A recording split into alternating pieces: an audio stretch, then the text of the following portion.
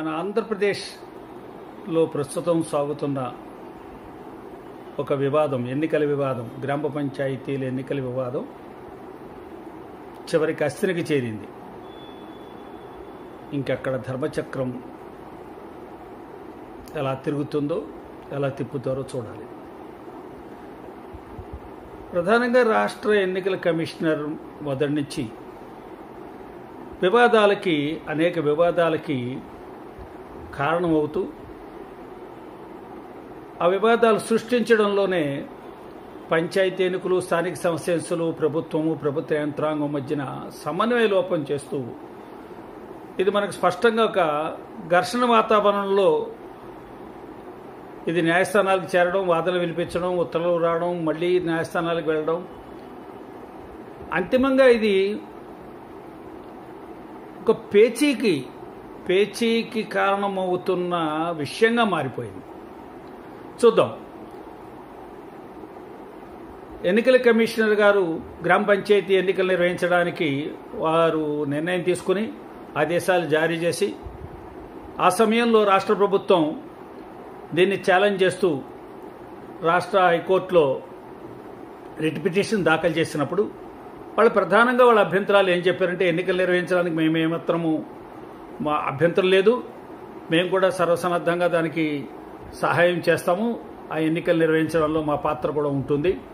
కానీ ప్రస్తుతం అంతకుపూర్వం కోవిడ్-19 మీద కంట్రోల్ చేయడము, ఆ బాధితులకి వైద్యాన్ని వెంటనే అందజేయడము, ఆ క్వారంటైన్ సెంటర్సు లేదా ఐసోలేషన్ సెంటర్సు మెయింటైన్ చేయడము, వాటిని నిర్వహించుకోవడము, ఎవరైతే కోవిడ్తో బాధపడుతున్నారో వాళ్ళని ఐడెంటిఫై చేసి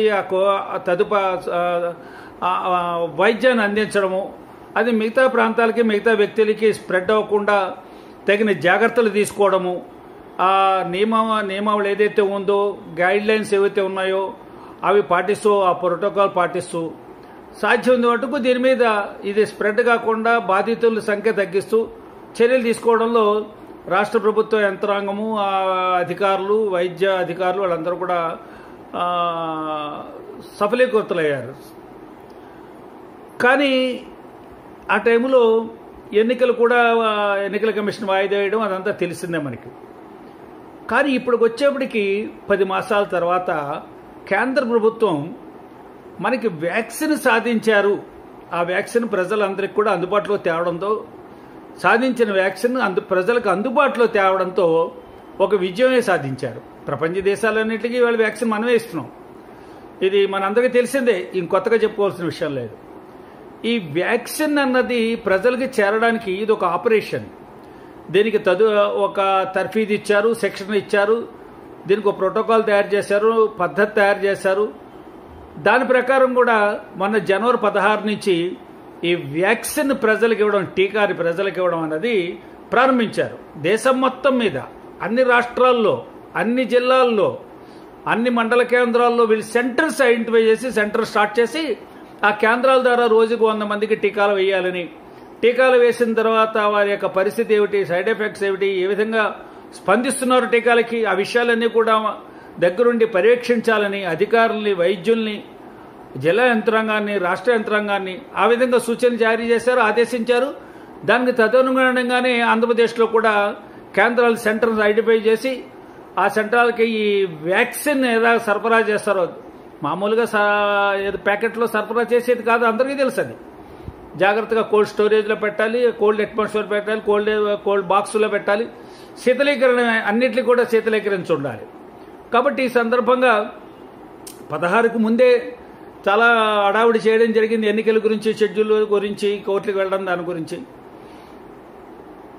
సింగిల్ జడ్జి గారు తీర్పిస్తూ కోవిడ్ వ్యాక్సిన్ కార్యక్రమం ఏదైతే ఉందో ఆ వ్యాక్సిన్ ఏదైతే ప్రజలకు అందజేయాలి, ప్రజల దగ్గరికి వెళ్ళాలి, ప్రజలందరికీ టీకాలు వేయాలన్న దానికి ఈ ఎన్నికలు నిర్వహించినట్టయితే ఇవి ఒక ఇంపీడిమెంట్ అవుతుంది, ఇది ఎంట్రన్సెస్గా తయారవుతుంది, ఇది మనకు తెలియకుండానే ఒక అవరోధంగా మారుతుంది. ఈ 2 కార్యక్రమాలు పకడ్బందీగా రాష్ట్ర యంత్రాంగం నిర్వహించడానికి సరిపోవడం కన్నా అది కుదరదు. ఎందుకంటే ఇక్కడ వ్యాక్సిన్ అన్నది ఫ్రంట్ లైన్ వారియర్స్కి ఇవ్వాలని, ఫ్రంట్ లైన్ వారియర్స్లో అందరూ ఉంటారు. తర్వాత ఎవరెవరికి ఇవ్వాలన్నది ఒక షెడ్యూల్ తయారు చేశారు. అది పూర్తి కాకుండా మధ్యలో వేరే కార్యక్రమం పెట్టుకోవడం అన్నది ఇది తప్పనిసరిగా ఇది దీన్ని హ్యాంపర్ చేస్తుంది, ఈ కార్యక్రమానికి హ్యాంపర్ చేస్తుంది ఇది అని తలచి వారు ఉత్తర్వులు ఇచ్చారు. ఆ విధంగా తీర్పు చెప్పారు. ఆ తీర్పు మీద రాష్ట్ర ఎన్నికల కమిషన్ గారు డివిజన్ బెంచ్కి అప్పీల్ చేసుకున్నారు. డివిజన్ బెంచ్ సింగిల్ జడ్జి గారు ఇచ్చిన దాంట్లో హ్యాంపర్ చేస్తుంది, ఎంట్రన్సెస్ క్రియేట్ చేస్తుంది, ఇంపీడ్మెంట్స్ వస్తాయి, ఇది సజావుగా సాగదన్న విషయంతో విభేదించలేదు. అదే విభేదించలే, 2 కార్యక్రమాలు ఒకేసారి చేసుకోవచ్చు అన్నట్టుగా అభిప్రాయపడ్డారు. ఈ అభిప్రాయాన్ని బట్టి ఈ తీర్పుని సవాల్ చేస్తూ రాష్ట్ర ప్రభుత్వము సుప్రీంకోర్టులో ఎస్ఎల్పి వేశారు, స్పెషల్ లీవ్ పిటిషన్ వేశారు. అది 21వ తారీఖున వాళ్ళు వెంటనే మూవ్ చేశారు. తీర్పు వచ్చిన వెంటనే 21నే తీర్పు వచ్చింది. వస్తే దాన్ని కొన్ని అభ్యంతరాలతో అబ్జెక్షన్స్తో మేము ఇష్యూ చేసి కొన్ని అబ్జెక్షన్స్ రేజ్ చేసింది సుప్రీంకోర్టు రిజిస్ట్రీ. దాన్ని వెంటనే వాటిని తగిన ఆన్సర్ చేయడం అంటారు, సబ్మిట్ చేసి ఆ అబ్జెక్షన్స్ని కంప్లైంట్ చేయడం అంటారు. దాన్ని కంప్లైంట్ చేసి ఇమ్మీడియట్గా సబ్మిట్ చేశారు. ఎస్ఎల్పి కూడా రిజిస్టర్ అయింది నెంబర్తో. అది లావు నాగేశ్వరరావు గారు యొక్క బెంచ్కి, వారి బెంచ్కి అది రిఫర్ చేశారు. అది నిన్న హౌస్ మోషన్ని మూవ్ చేశారు. హౌస్ మోషన్ మూవ్ చేయడం ఎందుకంటే ఇది త్వరితగతిని విచారించాలి, ఎందుకంటే చాలా అర్జెన్సీ. కోవిడ్ వ్యాక్సిన్ కార్యక్రమం నిర్విఘ్నంగా కొనసాగుతోంది. దానికి ఇది ఏమాత్రం కూడా విఘాతం కలిగించకూడదన్న ఉద్దేశంతో హౌస్ మోషన్ కోసం అభ్యర్థిస్తే వారి యొక్క రిక్వెస్ట్కి పెర్మిషన్ దొరకలేదు, రిక్వెస్ట్ని యాక్సెప్ట్ చేయలేదు. సోమవారం నాటికి పోస్ట్ చేశారు. ఇది దీని విషయం. ఇప్పుడు ఎస్ఎల్పి సోమవారానికి సుప్రీంకోర్టుకు వస్తుంది. ఎస్ఎల్పి అయితే నెంబర్. కానీ ఈలోగా నిన్న ఎన్నికల కమిషనర్ గారు ఆగమేఘాల మీద 21వ తారీఖున ఆర్డర్ వచ్చిన వెంటనే ఆగమేఘాల మీద వెంటనే ఇంకా వారి చర్యలు ప్రారంభించారు. వారి చర్యలు ప్రారంభిస్తూనే కొంతమంది అధికారుల్ని, ప్రధాన కార్యదర్శి, ప్రిన్సిపల్ సెక్రటరీ ఆఫ్ పంచాయతీరాజ్, అలా కొంతమందిని అధికారుల మీద చర్యలు తీసుకోవడానికి ఆదేశాలు జారీ చేస్తూ ఆ విధంగా ప్రిన్సిపల్ సెక్రటరీ గారికి ఉత్తరం రాశారు. అదే కొంతమంది ఇంకా జిల్లా కలెక్టర్లు, ఎస్పీలు, ఈ విధంగా ఏదైతే రెవెన్యూ ఉన్నతాధికారులు, జిల్లా ఎగ్జిక్యూటివ్ మేజిస్ట్రేట్స్ ఉన్నారో వాళ్ళందరి మీద కూడా వారిని బదిలీలు చేయడము, వాళ్ళ స్థానాలు మార్చడము, ఇటువంటి చర్యలన్నీ కూడా నిర్ణయాలు ఆగమేఘాల మీద వెంటనే తీసుకోవడంతో మన రాష్ట్ర ప్రధాన ముఖ్య చీఫ్ సెక్రటరీ గారు వారు ఉత్తరం రాశారు. ఎస్ఎల్పి ఒకటి వేయడం జరిగింది, అక్కడ పెండింగ్ ఉంది, లెట్ ది సుప్రీంకోర్టు డిసైడ్. ఈలోగా మీరు ఈ వాతావరణాన్ని ఇలా విధంగా గందరగోళ వాతావరణాన్ని సృష్టించడం అన్నది అది అంత సబబుగా అనిపించట్లేదు. కాదు, మాకు ఒక రకంగా సమన్వయం చేసుకోవాలి, మేము కూడా అంచేత ఆ ఏర్పాట్లలో ఉన్నాము. ఇక్కడ కోవిడ్ కూడా వ్యాక్సిన్ కార్యక్రమంలో అధికారులందరూ కూడా నిమగ్నమై ఉన్నారు. ఆదేశానుసారంగా 16వ తారీఖు నుంచి ఈ విషయాలు దృష్టిలో పెట్టుకుని, ఈ విషయాలన్నీ కూడా దృష్టిలో పెట్టుకుని, ఇప్పుడున్న పరిస్థితి దృష్టిలో పెట్టుకుని, ఎన్నికలకైతే మేము వ్యతిరేకం కాదు.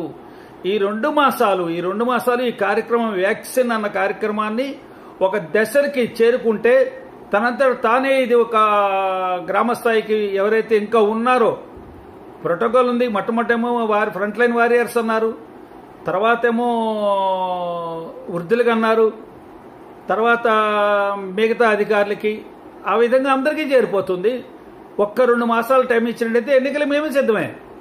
ఎన్నికలు ఫలానా రోజునే జరపాలని చెప్పి డెడ్ లైన్ ఫిక్స్ చేయలేదు division bench, Andhra Pradesh division bench.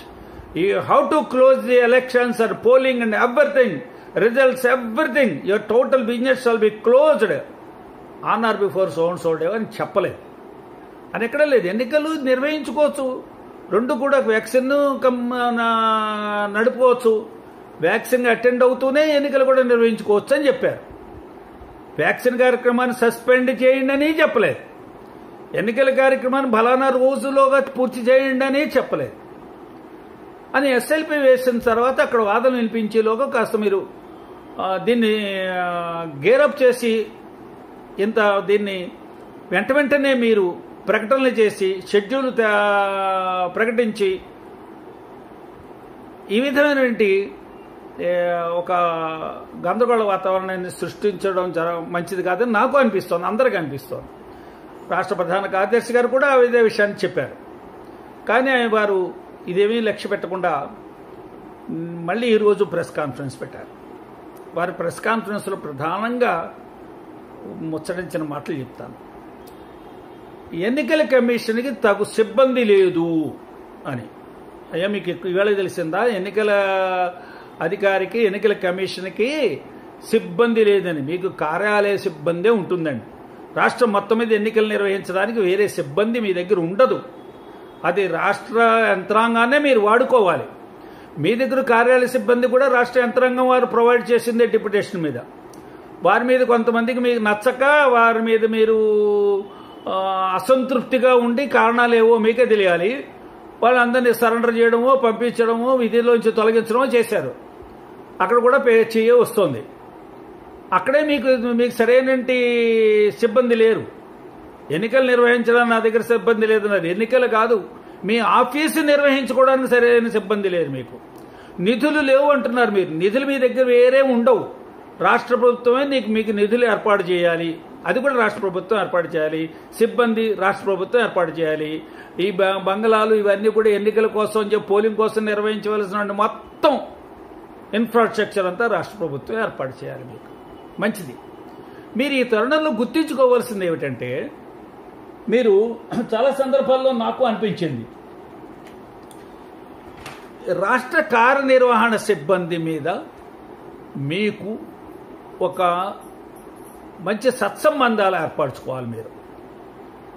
ఎందుకంటే పదే హైకోర్టు కూడా చెప్తోంది, రాష్ట్ర కార్యనిర్వహణ సిబ్బందితో సమన్వయంతో కోఆర్డినేషన్ అండి. చిన్నపిల్లాడు చెప్తారు సార్, విధి నిర్వహణలో ఆఫీసర్లు, అధికారులు, వివిధ శాఖల మధ్య సమన్వయము, వివిధ ఇన్స్టిట్యూషన్స్ మధ్య సమన్వయము అవసరం.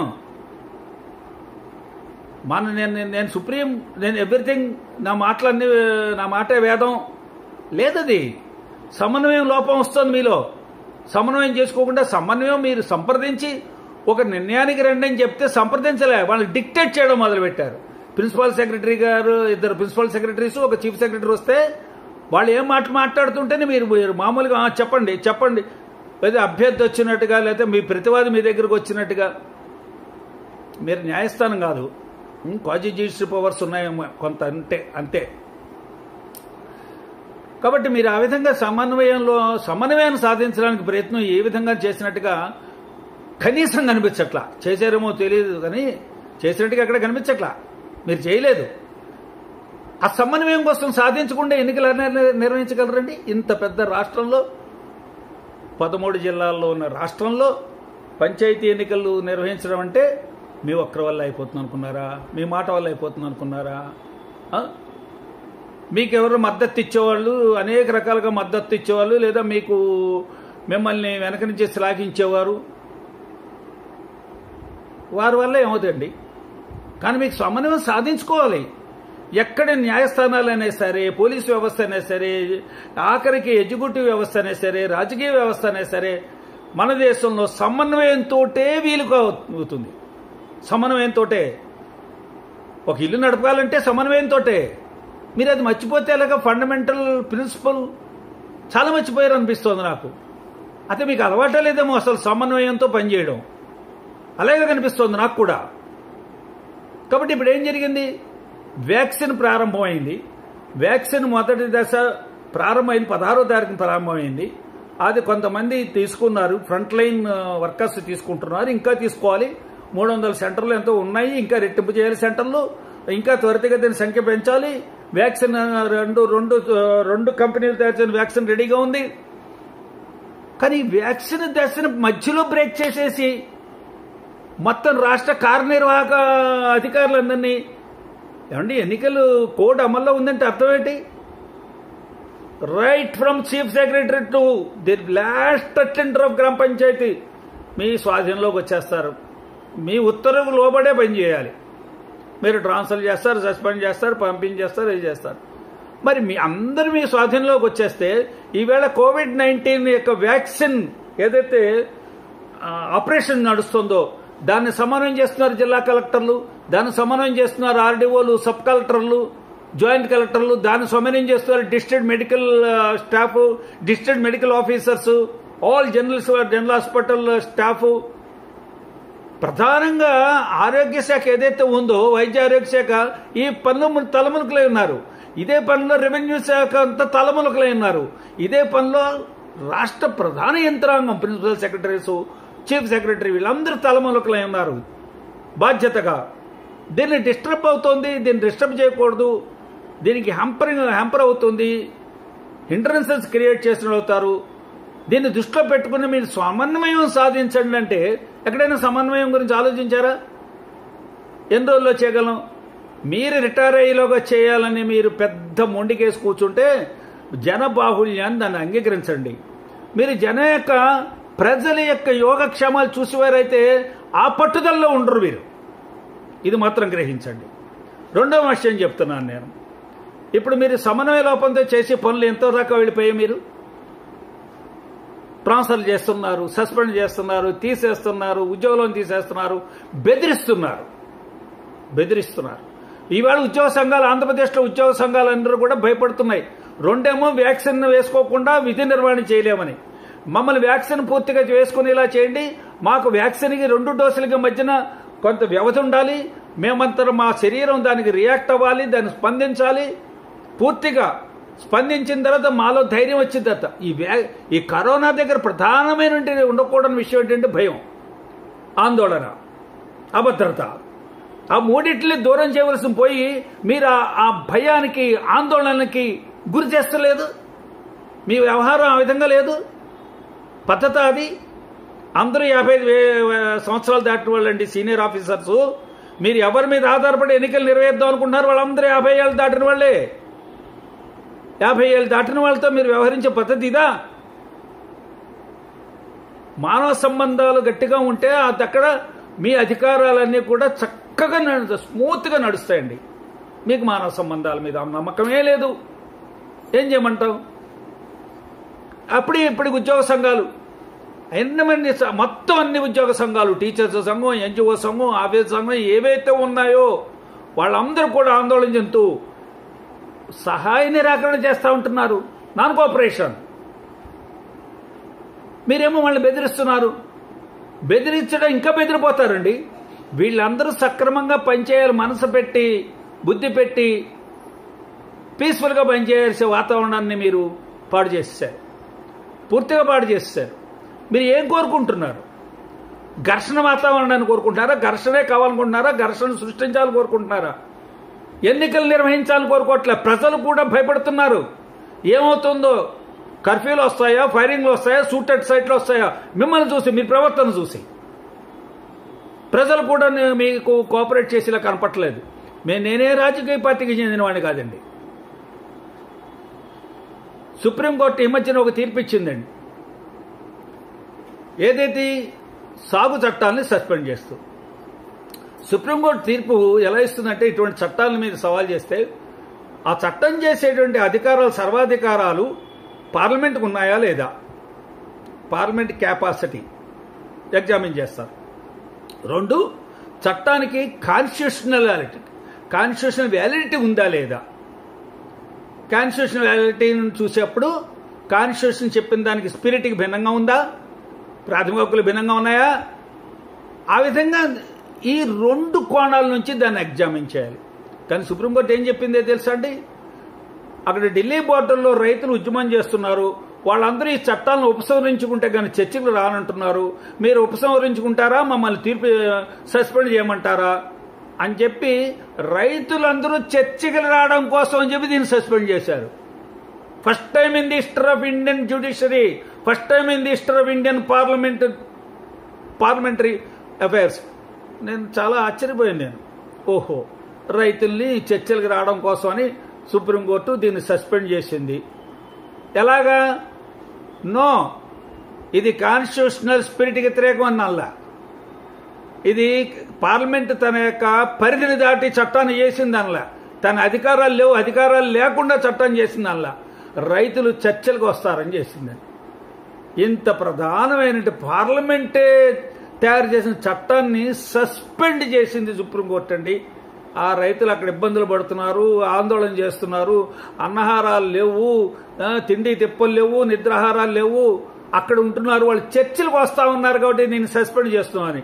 పాపం తర్వాత డిసప్పాయింట్ అయింది సుప్రీంకోర్టు, వాళ్ళ చర్చలకు రాలే. వాళ్ళు చెప్పారు ఇది సస్పెండ్ చేస్తే వస్తామని, రాలేదు. ఇంకో కండిషన్ పెట్టారు. వాళ్ళకి ఉద్దేశం చట్టాలని దృష్టిలో కాదని విషయం తెలిసింది, అది వేరే సంగతి. కానీ అది ఈవేళ మనం ఎన్నికలు సస్పెండ్ చేసుకోలేమండి ప్రజారోగ్యం కోసం. ప్రజారోగ్యం సస్పెండ్ చేయడం టైమింగ్ శాశ్వతం కాదు, మీకే తెలియాలి. మీరు ఒక్క మాట అన్నారండి, ఎన్నికల కోసం ఉపయోగించేటువంటి ఓటర్ లిస్టులు 2018 తర్వాత సవరణ చేయలేదు, కొత్త లిస్టు తయారు చేయలేదు. ఆ విధంగా కొన్ని లక్షల మంది యువకులు ఓటు కోల్పోయారు అని మరి మీరేం చేస్తున్నారండి? 2018 కల్లా మీరు వచ్చేసారు కదా ఎన్నికల అధికారిగా, ఎన్నికల ఓటర్ లిస్టు సవరణ చేయించవలసిన బాధ్యత మీది కాదా? ఎన్నికల అధికారి యొక్క పరిధిలో కాదా? ఈ 3 సంవత్సరాలు మీరు ఏం చేస్తూ కూర్చున్నారు? ఎంతోమంది ఓటర్లను, యువకులకు ఓటర్లు ఓటు హక్కు లేకుండా చేసింది మీరు కాదా? తప్పులు తడక ఓటర్ లిస్టు ఎన్నికలు నిర్వహించడానికి సన్నద్ధమయ్యారా? 2018 తర్వాత దీన్ని సవరించలేదంటే ఎప్పుడో పురాతనమైన ఓటర్ లిస్టుతో మీరు ఎన్నికలు నిర్వహిస్తారా? ఎందుకు నిర్వహిస్తున్నారు? మీరు ఈ నెపం ఎవరి మీద వేసేపోయారు? నేను ఈ నెపం మీ మీదే వేస్తున్నాను. ఎన్నికల సంఘం సన్నద్ధం అవద్దండి. ఓటర్ లిస్టు సరిగ్గా ఉందా లేదా, అప్డేట్గా ఉందా లేదా, ఆ ఓటర్ లిస్టులో చేరవలసిన వాళ్ళు చేరలేదు, ఉన్న వాళ్ళు కొంతమంది ట్రాన్స్ఫర్ అయిపోయి ఎక్కడికి వెళ్ళిపోయి ఉంటారు, కొంతమంది కాలం చేసి ఉంటారు. ఏమిటండి ఆశ్చర్యంగా లేదు? వద్దండి, మీరు చేస్తున్నది పూర్తిగా తప్పులు తడక వ్యవహారము, చరిత్రలో శాస్త్రం ఉండిపోతుంది, గుర్తుంచుకోండి. మీరు ఇది నల్లేరు మీ నడక అనుకోకండి. మీ అంతటి మీరే మొత్తం సమస్యలు సృష్టించుకున్నారు. ఈవేళ ఉద్యోగ సంఘాలతో సమన్వయ లోపంతో, మీరు కొరడా జొలిపించడంతో, మీరు బెదిరించడంతో వాళ్ళు పూర్తిగా భయపడిపోయి దూరం అయిపోయారు మీకు. రాబోయే రోజుల్లో రాష్ట్ర ప్రభుత్వం యొక్క పాలనా వ్యవహారాల్లో కూడా వీళ్ళు ఇదే పంత పాటిస్తే మీరు టెర్రరిజం టెక్నిక్ను వాడతారు. ఎందుకండి టెర్రరిజం? మీకు ఇదే అలవాటు అయిపోయిందేమో ఉద్యోగంలో చేరినప్పటి నుంచి. లేకపోతే ఇలా ఉండమని చెప్పి మీకు ఏమైనా సలహా ఇచ్చారేమో ఎవరైనా? నో, డెమోక్రటిక్ సిస్టంలో టెర్రరిజం అన్న దానికి లేదండి, అది నిరంకుశత్వం. నిరంకుశత్వ పోకడలకి భారత ప్రజాస్వామ్య వ్యవస్థలో స్థానమే లేదు, గుర్తించండి.